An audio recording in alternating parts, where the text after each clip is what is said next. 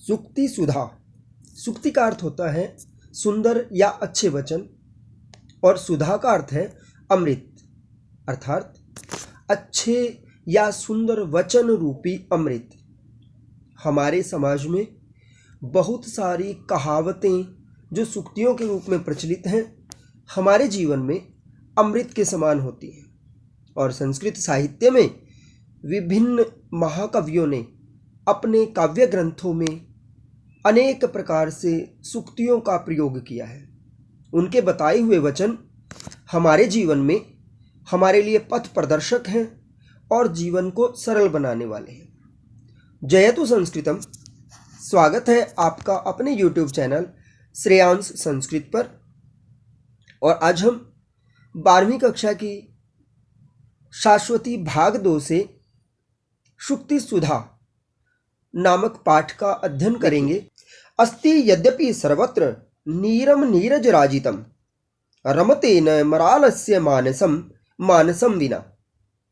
अस्ति है, यद्यपि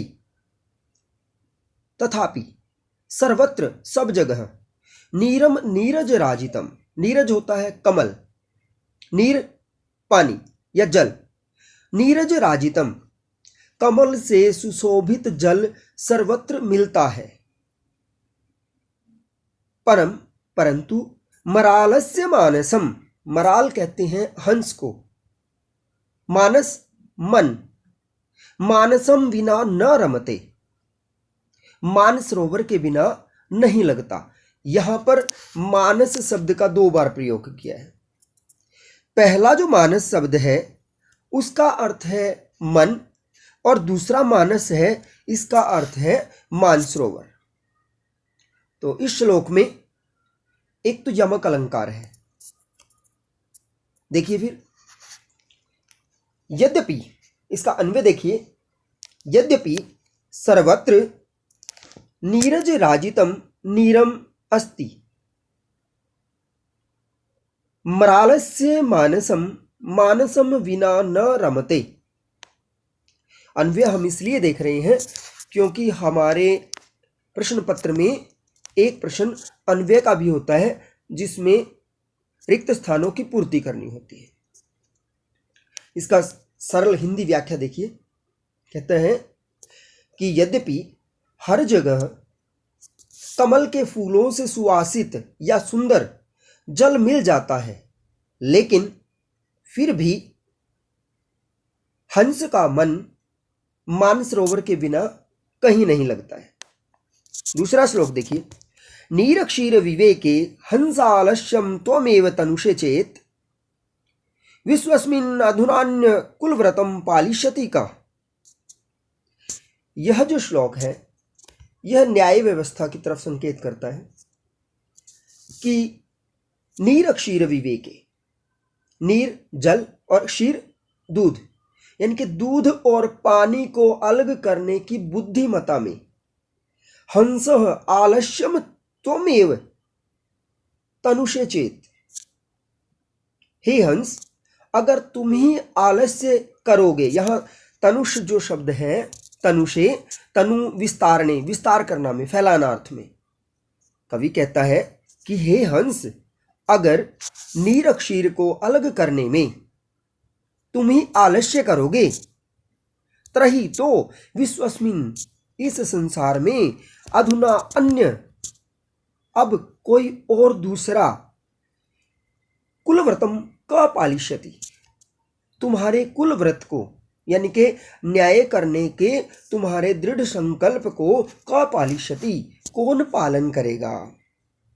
आज की न्याय व्यवस्था के अनुसार अगर हम देखें कि अगर न्याय करने वाले ही न्याय करने में आलस्य करने लग जाएं, तो फिर न्याय व्यवस्था को और कौन संभालेगा। इसका अन्वय देखिए, हंस चेत त्वमेव नीर क्षीर विवेके आलस्यम तनुषे तरहि विश्वस्मिन् अधुना अन्य कः कुलव्रतम पालिष्यति। तीसरा श्लोक देखिए। तीसरा श्लोक बताता है कि हमें बुरे समय को चुपचाप सहन कर लेना चाहिए और अच्छे समय के आने की प्रतीक्षा करनी चाहिए। देखिए, तावत कोकिल विरसान यापय दिवसान वनांतरे निवसन यावत मिलद अतिमाल कोपि रसाल सम्मुलसति। यावत जब तक, अलीमाल, अली होता है भंवरा, अलीमाल भंवरों की पंक्तियां, कोपि रसाल किसी आम के पेड़ से, मिलद न समूलसती जब तक मिलती हुई दिखाई नहीं देती है, तावत तब तक, कोकिल हे कोयल, वनांतरे निवसन वन के अंदर रहते हुए, विरसान दिवसान यापय अपने बुरे समय को या अपने बुरे दिनों को, नीरस दिनों को बिता लो। देखिए, इसका अन्वय हम देखते हैं। कोकिल यावत कह अपि मिलत अलिमाल रसाल समुलसति तावत वनांतरे निवसन विरसान दिवसान यापय। कि हे कोयल, जब तक तुम भंवरों की पंक्तियों को आम के वृक्षों से मिलते हुए नहीं देख लेती, तब तक वन में रहते हुए ही अपने बुरे दिनों का यापन कर लो। अर्थात हमारे जीवन में यह लागू होता है कि हमें अपने बुरे समय की बीतने की प्रतीक्षा करनी चाहिए जब तक कि अच्छा समय ना आ जाए। हमारा अगला श्लोक बताता है, ना लंबते दैष्टिकताम न निषीदति पौरुषे शब्दार्थौ सतकवीरिव द्वयम विद्वान अपेक्षते। ना लंबते, न आलंबते, सहारा नहीं लेता है, दैष्टिकताम भाग्य का, न निषीदति पौरुषे और ना ही मेहनत करने पर दुखी होता है। शब्दार्थौ शब्द और अर्थ, द्वयम दोनों के लिए, सत कविरिव एक अच्छे कवि की तरह, विद्वानम अपेक्षते विद्वान अपेक्षा करता है, अर्थात दोनों को समान रूप से देखता है। यह श्लोक हमें बताता है कि ना तो हमें अकेले भाग्य पर आधारित होना चाहिए और ना ही कभी असफलता पर दुखी होना चाहिए, क्योंकि विद्वान व्यक्ति इन दोनों चीजों को समान दृष्टि से देखता है। जैसे एक अच्छा कवि शब्द और अर्थ दोनों के प्रयोग को अच्छे ढंग से देखता है।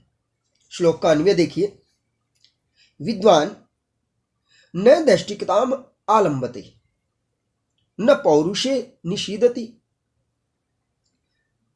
सतकवि इव शब्द अर्थौ द्वयम अपेक्षते। अगला श्लोक देखिए, न किंचित अपि कुर्वाणः सौख्यैर्दुःखान्यपोहति तत्तस्य किमपि द्रव्यम यो हि यस्य प्रयोजनः।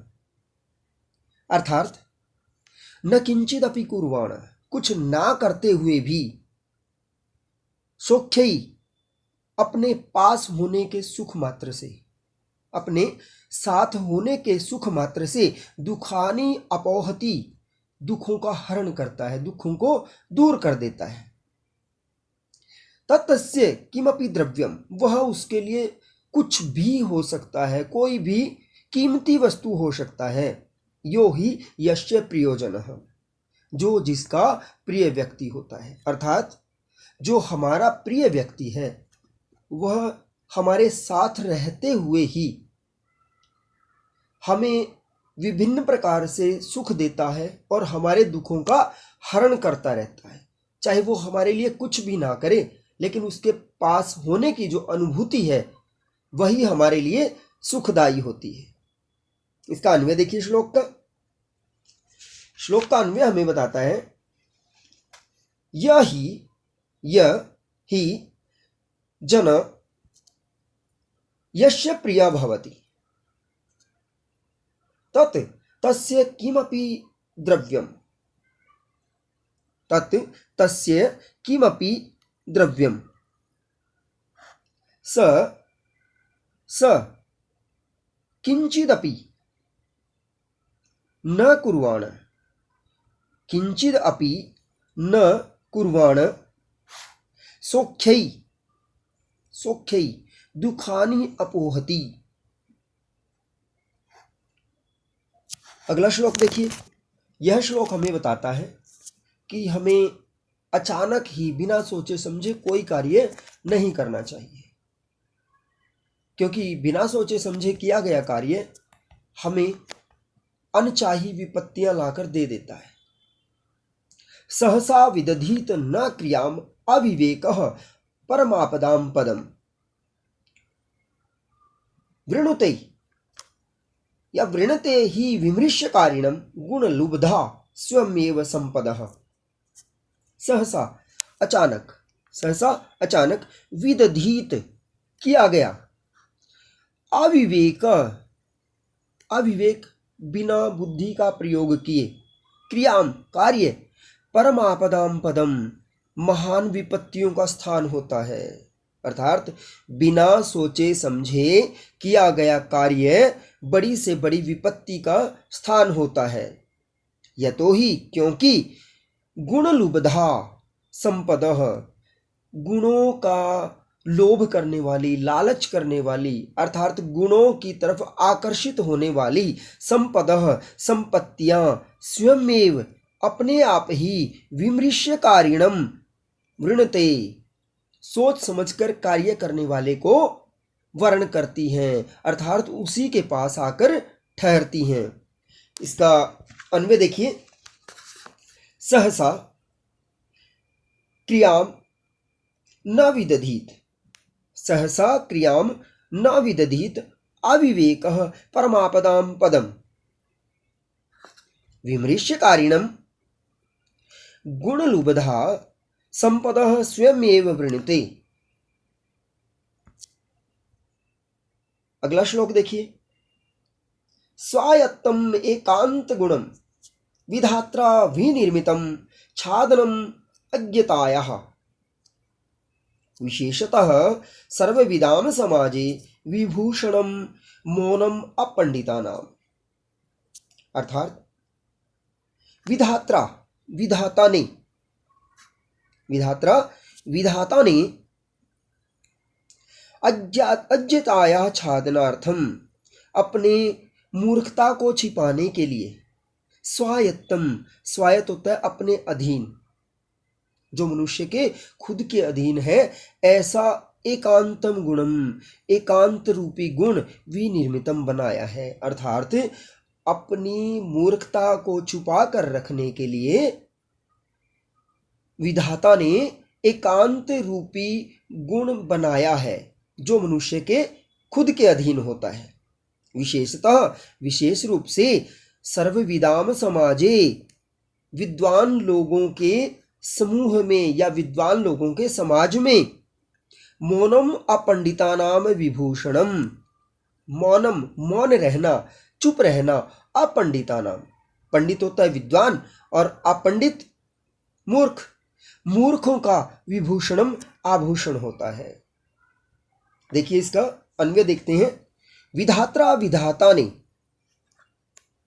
विशेषतः विशेष रूप से, सर्वविदाम समाजे विद्वान लोगों के समाज में, अपंडितानाम मूर्ख लोगों के लिए, अज्ञतायाः मूर्खता को, छादनाम छिपाने के लिए, स्वायत्तम अपने अधीन, यानी कि हमारे खुद के अधीन या हमारे वश की बात, एकांतम गुणम एकांत में रहना, मौनम मौन रूपी, विभूषणम निर्मितम आभूषण बनाया है। आगे चलते हैं। अगला श्लोक देखिए। विपदी धैर्यम अथ अभ्युदय क्षमा सदसि वाक्पटुता युधि विक्रमः यशसि चाभिरुचि व्यसनं श्रुतौ प्रकृति सिद्धमिदं ही महात्मानां। विपदि धैर्यम, विपत्तियों में धैर्य रखना, विपत्ति में धैर्य। अभ्युदय क्षमा, अभ्युदय होता है उन्नति। जब हमारे पास समृद्धियां आ जाती हैं तो हमें घमंड की बजाय क्षमा का भाव रखना चाहिए।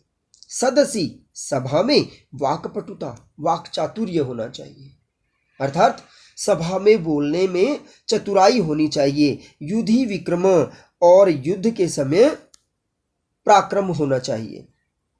यशस्वी चाभिरुचि, यश प्राप्ति में हमारी रुचि होनी चाहिए। व्यसनम श्रुतौ, और हमारे अंदर वेद शास्त्रों को सुनने की लत होनी चाहिए। व्यसन लत को कहा जाता है। और हमारी लत कैसी होनी चाहिए कि हम वेद शास्त्रों को सुनते हैं। इदम प्रकृति सिद्धम ही महात्मा नाम, यह महात्मा लोगों की प्रकृति होती है, स्वभाव होता है। अर्थात महात्मा लोगों में विपत्ति के समय धैर्य होता है। जब समृद्धियां पास होती हैं, उन्नति होती है, तब उनके पास क्षमा करने की योग्यता होती है। सभा में बोलने में चतुराई होती है। युद्ध में वीरता दिखाते हैं। और यश प्राप्ति उनका सबसे रुचिकर कार्य होता है। वेद शास्त्रों को सुनने की उनमें लत होती है, व्यसन होता है। ये प्रकृति सिद्ध यानी कि स्वाभाविक रूप से ही अच्छे लोगों की निशानी होती है। देखिए इसका अन्वय हम देखते हैं। सबसे पहले विपदि धैर्यम, अभ्युदय क्षमा, इसके पश्चात सदसी वाक्पटुता, युधि विक्रम, यशस्वी अभिरुचि, श्रुतौ व्यसनम। यहां पर बाकी हम सीधे सीधे ले रहे थे, लेकिन यहां पर श्रुतौ पहले आएगा और व्यसनम बाद में आएगा। महात्मा नाम ही प्रकृति इदम प्रकृति सिद्धम, महात्मा नाम ही इदम प्रकृति सिद्धम।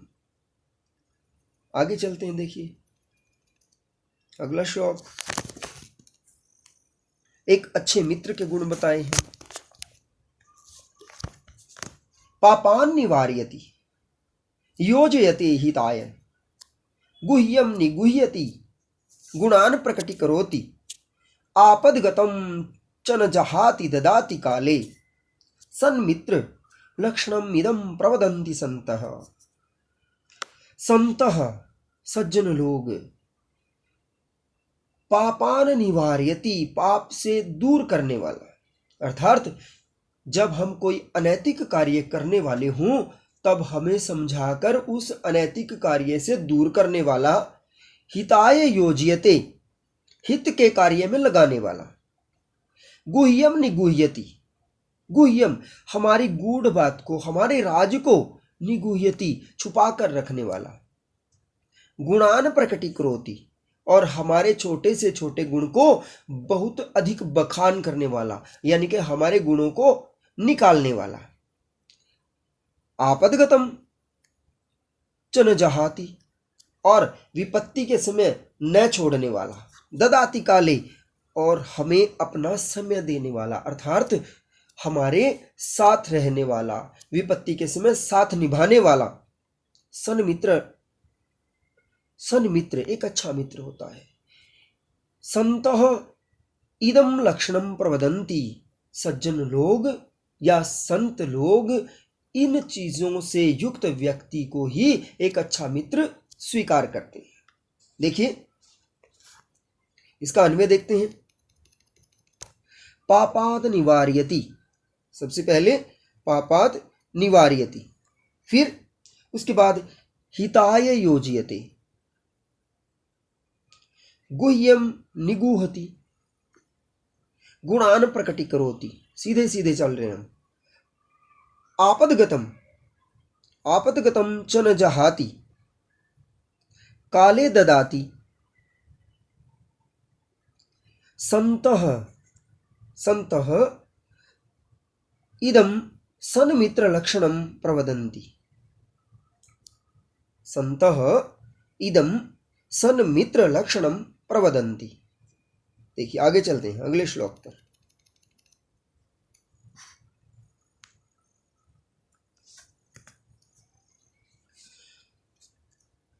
मनसि वचसि काये पुण्यपीयूषपूर्णा त्रिभुवन उपकार श्रेणिभिः प्रीणयन्तः परगुण परमाणून् प्रवतीकृत्य नित्यं निज हृदि विकसन्तः सन्ति सन्तः कियन्त। यहाँ पर इस अंतिम वाली लाइन में विकसन्तः सन्ति सन्तः कियन्त अनुप्रास अलंकार बनाता है। देखिए मनसी मन में या मन से, वचसी वचन से, काये और शरीर से, यानी कि मन वचन और शरीर से पुण्य पीयूष पूर्णा, पुण्य रूपी पीयूष होता है अमृत, पूर्णा भरे हुए, पुण्य रूपी अमृत से भरे हुए, अर्थात जिसका मन भी पवित्र है, जिसके वचन भी पवित्र हैं और जिसके कार्य भी पवित्र हैं। त्रिभुवन उपकार श्रेणी भी, त्रिभुवन उपकार श्रेणी भी, उपकार होता है परोपकार, दूसरे की भलाई का कार्य। श्रेणी भी, श्रेणी हम पर्वत श्रेणियों के लिए प्रयोग करते हैं। त्रिभुवन तीनों लोकों में प्रीणयंत बनाते हुए, नित्यम हर रोज, पर गुण प्रमाणुन, पर गुण प्रमाणुन, प्रमाणु होता है एक छोटा सा अंश, यानी कि दूसरों के छोटे से छोटे गुण को भी पर्वतीकृत्य, पर्वत के समान बड़ा करके, निज हृदय, अपने हृदय में विकसंत, विकास करने वाले, यानी कि दूसरे के छोटे से छोटे गुण को भी अपने हृदय में बहुत बड़ा स्वीकार करने वाले, कियंतः संतः संति, कितने सज्जन लोग इस संसार में हैं, अर्थात दूसरे के गुणों को स्वीकार करने वाले बहुत कम लोग इस संसार में मिलते हैं। देखिए इसका अन्वय हम देखते हैं। मनसी वचसी काय पुण्य पीयूष पूर्णा, पहले जो की त्यों लाइन, फिर उपकार श्रेणी भी, उपकार श्रेणी भी त्रिभुवनम प्रीणयंत, मन से वचन से और काया से पुण्य रूपी अमृत से भरे हुए, उपकार के ऊंची ऊंची श्रेणियां या उपकार के बार बार प्राप्त होने वाले समूह, अर्थात परोपकार की भावना रखने वाले, त्रिभुवनम तीनों लोकों के, प्रीणयंत फैलाते हुए। फिर कहता है आगे, नित्यम पर गुण प्रमाणून पर्वतीकृत्य निज हृदि विकसंतः कियंतः संतः संति, ये होगा इसका अन्वय। आगे चलते हैं, एक और श्लोक जो बताता है कि सांसारिक जो चीजें हैं उनसे मनुष्य सुंदर नहीं होता है, बल्कि वाणी रूपी जो आभूषण है वही हमें सुंदर बनाता है। हम लोग देखते हैं समाज में हमारे आसपास बहुत से लोग सुंदर कपड़े पहने हुए होते हैं, गहने पहने हुए होते हैं, कोई मोटी मोटी चैनें, सोने की चैन गले में पहने हुए है। जब तक वो नहीं बोलता है, उसकी फर्स्ट अपीयरेंस, उसका जो सिर्फ देखना भर है ना, वो हमें प्रभावित कर सकता है कि हाँ इसके कपड़े इतने अच्छे हैं, इसने इतने अच्छे स्टाइल से बाल रखे हुए हैं, इसने मोटी मोटी सोने की चैन पहन रखी है, इसने आभूषण पहन रखे हैं। वो सारी चीज़ें कुछ पल के लिए होती हैं, लेकिन जैसे ही वह व्यक्ति बोलता है और उसके शब्दों की मर्यादा नहीं होती, अगर उसके शब्दों का एक नियमबद्ध तरीका नहीं है, वो यह नहीं जानता कि अपने से बड़ों के साथ कैसे बात की जाती है, अपने छोटों के साथ कैसे बात की जाती है और अपने बराबर के लोगों के साथ कैसे बात की जाती है। जब वो बोलता है, अगर उसके शब्द अच्छे नहीं है तो हमारे मन में जो वहम बना था ना, उसके कपड़ों को देखकर, उसके आभूषणों को देखकर, वह एक पल में छू मंतर हो जाएगा और हम यह जान लेंगे कि दिखावे मात्र से कुछ नहीं होता है। हमारा यही श्लोक बता रहा है, देखिए, केयुराणी न विभूषयन्ति पुरुषम हाराह न चंद्रोज्वला। केयुराणी कंगन, न विभूषयन्ति पुरुषम मनुष्य को सुंदर नहीं बनाते हैं, न चंद्रोज्वला हारा और ना ही चंद्रमा के समान चमकने वाले हार मनुष्य को सुंदर बनाते हैं, न स्नानम न बार बार नहाना मनुष्य को सुंदर बनाता है, न विलेपनम और ना ही सुगंधित वस्तुओं का लेप करना, यानी कि क्रीम, पाउडर, डियो, सेंट, ये सारी चीजें, न कुसुमम, ना ही फूल। कोई औरत है, गजरा लगा रखा है, बड़े फूलों की मालाएं पहन रखी हैं, उनसे थोड़ी ना सुंदर हो जाएगा कोई। ना अलंकृता मूर्धजा, मूर्धजा बाल, केश, ना अलंकृता सजाए हुए बाल भी मनुष्य को सुंदर नहीं बनाते हैं। वाणी एका समलंकरोति पुरुषम, एका वाणी, अकेली वाणी पुरुषम समलंकरोति मनुष्य को अलंकृत कर देती है, उसको सजा देती है, उसको सुंदर बना देती है। या संस्कृता धार्यते, जो संस्कार पूर्ण यानी के समाज के व्यवहार के अनुकूल धारण की गई हो। भूषणानि सततम खलु क्षीयन्ते, अन्य आभूषण लगातार प्रयोग करने से क्षीयन्ते नष्ट हो जाते हैं। वागभूषणम भूषणम, वागभूषणम सततम भूषणम, वाणी रूपी आभूषण हमारी अंतिम सांस पर्यंत रहने वाला आभूषण। अन्वय देखते हैं हम, श्लोक का अन्वय देखिए। पुरुषम, पुरुष को, सबसे पहले पुरुषम न केयुराणी विभूषयन्ति, चंद्रोज्वला हारा न स्नानम न विलेपनम न कुसुमम न च अलंकृता मूर्धजा। अब भूषयन्ति को हम यहां ला सकते हैं। आगे देखिए, एका वाणी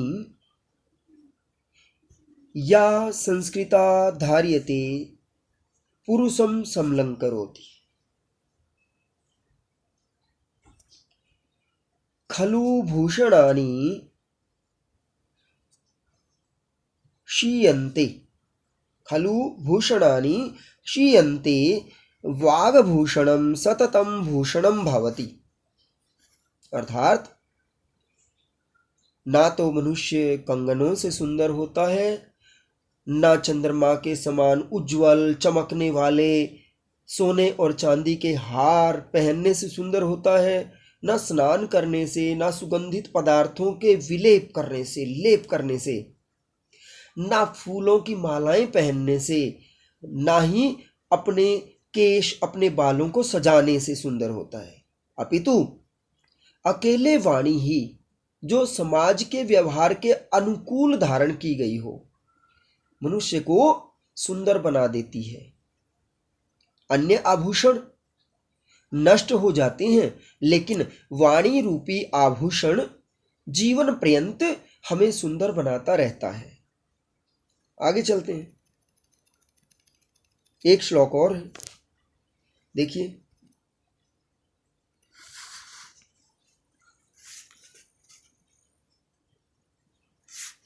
देखिए, यह हमें बताता है कि काल करे सो आज कर, आज करे सो अब, पल में प्रलय होएगी, बहुरी करेगा कब। कुछ लोगों की आदत होती है कि वो आज के काम को कल पर छोड़कर चलते हैं कि अभी दिक्कत क्या है, आराम से करते रहेंगे। लेकिन नहीं, हमारा यह श्लोक हमें समय के सदुपयोग की तरफ लेकर जाता है। देखिए, यावत स्वस्थमिदम कलेवर गृहम, कलेवर शरीर, गृहम घर, यावच्च दूरे जरा, कहता है कि यावत जब तक, जिस समय तक, इदम यह, कलेवर गृहम स्वस्थम शरीर रूपी घर स्वस्थ है, यावच्च जरा दूरे, और जब तक, जरा होता है बुढ़ापा, जब तक बुढ़ापा शरीर से दूर है, यावच्च इंद्रिय शक्ति प्रतिहता, यावच्च इंद्रिय शक्ति प्रतिहता, जब तक इंद्रिय शक्ति, हमारे शरीर की इंद्रियों की शक्ति अप्रतिहता, नष्ट नहीं हुई है, कमजोर नहीं हुई है, क्षीण नहीं हुई है, यावत अक्षयो नायुष, यावत जब तक, क्षय विनाश, आयुष न, आयु का नाश नहीं हुआ है, अर्थात जब तक हमारा आयुष, यहाँ हम स्वास्थ्य रूप भी ले सकते हैं और आयुष को आयु अर्थ में भी ले सकते हैं, अर्थात जब तक हमारी आयु बची हुई है। आत्मश्रेयसी, अपने कल्याण के लिए, तावदेव तब तक ही, प्रयत्नो, महान प्रयत्नो कार्य, पूरा प्रयत्न करना चाहिए, विदुषा विद्वानों के द्वारा। फिर कहा है प्रोदीप्ते भवने च कूप खननम प्रति उद्यम की दृश्य, प्रोदीप्ते भवने, घर में आग लग जाने पर, कूप खननम प्रति, कुआं खोदने के लिए, प्रयत्न की दृश्य उद्यम, प्रयत्न करना, किस प्रकार का प्रयास करना या मेहनत करना है, अर्थात घर में जब आग लग जाए उस समय अगर कोई कुआं खोदने की कोशिश करेगा तो क्या घर को जलने से बचाया जा सकता है? बिल्कुल नहीं बचाया जा सकता। तो श्लोक यही कह रहा है कि जब तक हमारा शरीर रूपी घर स्वस्थ है, जब तक बुढ़ापा हमसे दूर है, जब तक हमारी इंद्रियां, आँख, नाक, कान, मुंह, त्वचा, ये सब हमारी जो इंद्रियां हैं ये अप्रतिहता काम कर रही हैं, शक्ति से युक्त हैं, और जब तक हमारी आयु बची हुई है तभी तक अपने कल्याण के लिए कार्य किया जा सकता है, क्योंकि आग लगने पर कुआं खोदने के लिए मेहनत करना व्यर्थ होता है। अब इसका अन्वय हम देखते हैं। देखिए, यावत इदम कलेवरम, यावत इदम कलेवर गृहम स्वस्थम, यावत, यावत जरा दूरे च, इसके पश्चात यावत च अप्रतिहता इंद्रिय शक्ति, यावत च अप्रतिहता इंद्रिय शक्ति, फिर आगे यावत आयुषः क्षय न, यावत आयुषः न क्षयः, तावत तब तक ही, तावत एव, विदुषा विद्वान व्यक्तियों के द्वारा, आत्मश्रेयसी महान प्रयत्नो कार्य, इसके पश्चात प्रोदीप्ते भवने कूप खननम प्रति उद्यम, प्रति कीदृश उद्यम। तो इस तरह से हमने इस पाठ को देखा। सभी सूक्तियां हमारे जीवन को उन्नति की ओर ले जाने वाली हैं। अगर आपको पाठ की सरल व्याख्या और अच्छे से समझाने का तरीका पसंद आए तो वीडियो को लाइक कीजिए, अपने दोस्तों के पास शेयर कीजिए और खुद भी और अपने दोस्तों को भी चैनल को सब्सक्राइब करने के लिए कहिए। धन्यवाद। फिर मिलते हैं अगले वीडियो में।